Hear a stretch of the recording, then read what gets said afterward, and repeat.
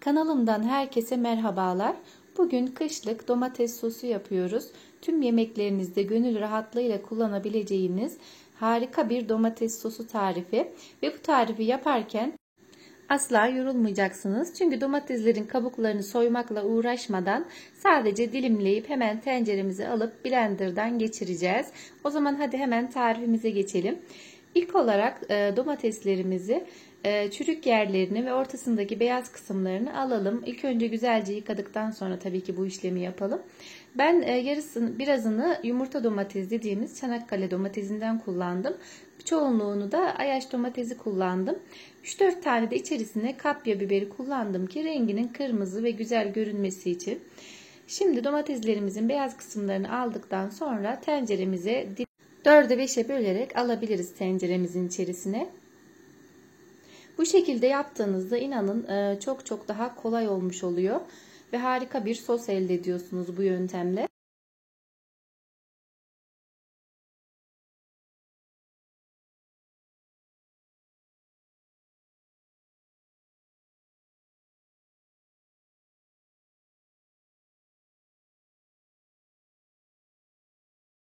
Evet, tüm domateslerimizi doğradım. Şimdi ocağımızın altını yakıyorum.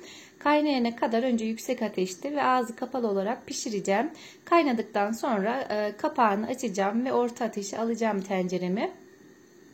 Ara ara karıştıralım ki tenceremizin dibi tutmasın. Evet, bu domateslerimiz pişerken şimdi size diğer bir sos hazırlama tarifimi göstereceğim. O da gerçekten bu yöntem gibi çok kolay bir şekilde yapılacak. O da önceden robotta çekme yöntemi. Diğerini piştikten sonra çubuk blenderdan geçiriyoruz. Bunu da daha pişirmeden önce robottan geçirip daha sonra pişireceğiz. Bunda da yine kabuklarını soymadan sadece domateslerin beyaz ve çürük kısımlarını alıp 4'e 5'e bölüyoruz ve robotun bıçak kısmından geçiriyoruz. Yine burada da yarısını Ayaş domatesi kullandım. Birazını da uzun domates kullandım ki uzun domatesin suyu az olur. Bunu unutmayalım. Ayaş domatesi de çok sulu olduğu için ikisini ortalamak maksadıyla konservelerinizde, salçalarınızda eğer iki türlü karışık domates kullanırsanız daha güzel sonuç elde edersiniz. Hepsini doğrayıp robottan geçirelim. İçerisine varsa birazcık da kapya biber ekleyelim.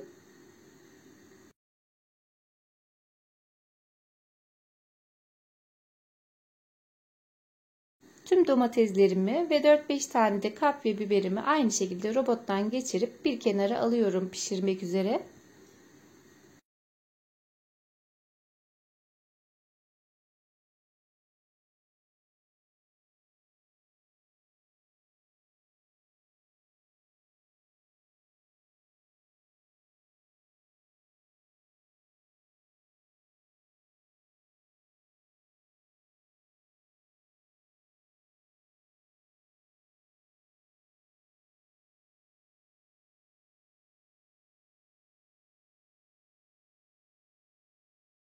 ...45 dakika sonra benim ilk önce koymuş olduğum domateslerim iyice ezilmişti. Kaşık yardımıyla domatesin üzerine bastırdığınızda eğer güzelce eziliyorsa artık robottan geçirme işlemine başlayabiliriz. Evet, kaşıkla ezdiğimde hepsi eziliyordu. Şimdi çubuk blenderdan geçirebilirim domateslerimi. İlk olarak 3 yemek kaşığı kaya tuzu ekliyorum. 2 yemek kaşığı da çay şekeri ekliyorum. Eğer varsa kesme şeker atabilirsiniz içerisine. Şeker domatesin asitini alacaktır.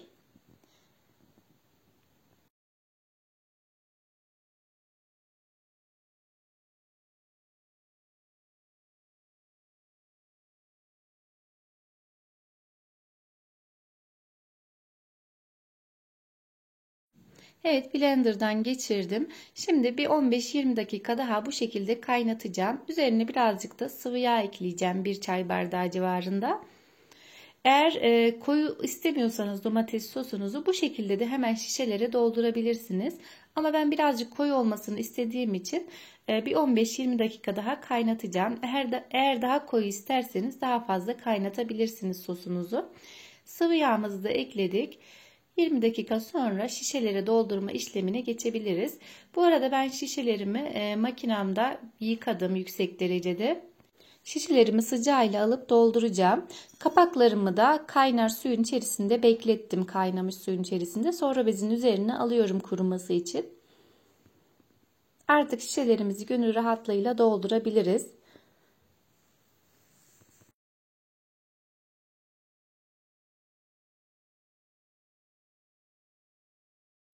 Bu aşamada çok hızlı olmamız gerekiyor.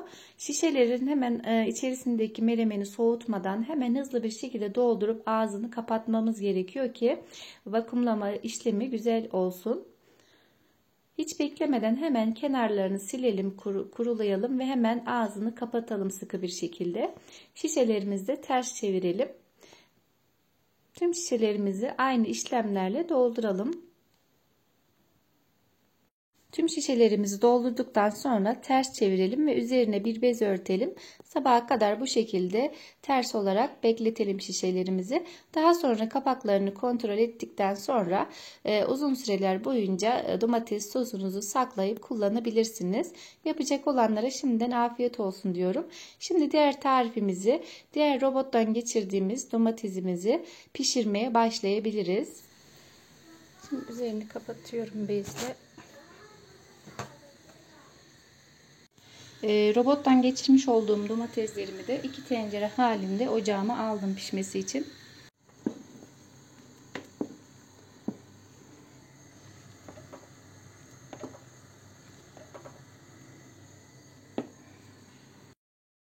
Domateslerimizi ara ara karıştıralım. İstediğimiz kıvama geldikten sonra tuzunu, şekerini ve birazcık da yağ ekleyip hemen şişelerimize doldurabiliriz.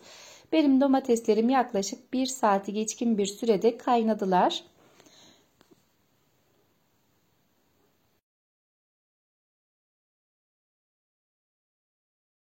Evet, domateslerim istediğimiz kıvama geldi. Şimdi 2 yemek kaşığı kaya tuzu, 1 yemek kaşığı da şekerimizi birazcık da sıvı yağ gezdirdikten sonra üzerine hemen şişelere doldurma işlemine geçebiliriz. Siz de domateslerinizi istediğiniz koyuluğa, kıvama geldikten sonra koyabilirsiniz. Kıvamını kendiniz ayarlayabilirsiniz. Bunu da aynı yöntemlerle şişeme koyuyorum. Ağzını kuruluyorum ve şişelerimi ters çevirip bir gün boyunca 2 farklı tarifle yapmış olduğum domates soslarımı bir gün bekleteceğim. Kapaklarını kontrol ettikten sonra afiyetle tüketebiliriz. Yapacak olanlara şimdiden afiyet olsun ve kolay gelsin diyorum. Videomu buraya kadar izlediğiniz için teşekkür ederim. Kanalıma da abone değilseniz abone olup bildirimleri açarsanız çok mutlu olurum. Bir sonraki videoda görüşene dek Allah'a emanet olun.